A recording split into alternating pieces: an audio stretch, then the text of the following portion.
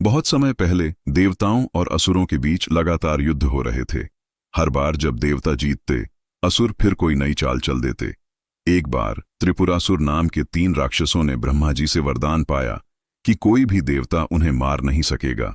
उन्होंने 3 उड्डड़चने वाले नगर बनाए, स्वर्ण, रजत और लौह से बने, जिन्हें त्रिपुर कहा गया।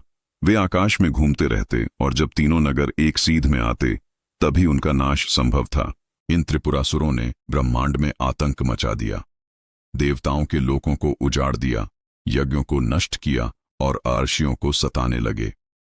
देवता भयभीत होकर भगवान शिव के पास पहुंचे और विनती करने लगे, हे महादेव, केवल आप ही हमें इन राक्षसों से बचा सकते हैं।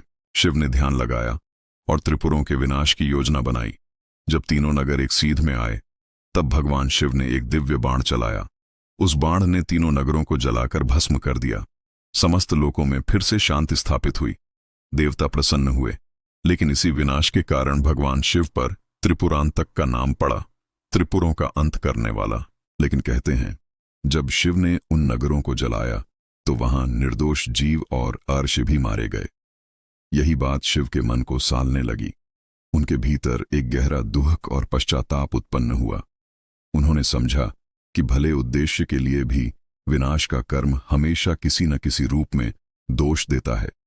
इसी भावना से उन्होंने यह कहा, जो भी जीव हिंसा में लिप्त होगा उसे अपने ही कर्मों का फल भोगना पड़ेगा, चाहे वह देवता ही क्यों न हो।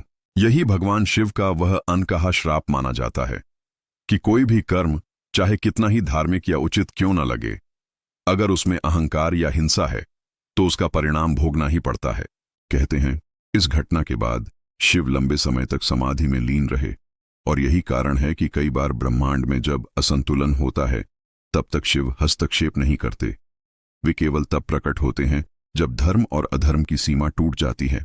इस कथा का संदेश है, विनाश में भी संयम, शक्ति में भी करुणा और कर्म में भी विवेक होना चाहिए। यही शिव का सच्चा संदेश है।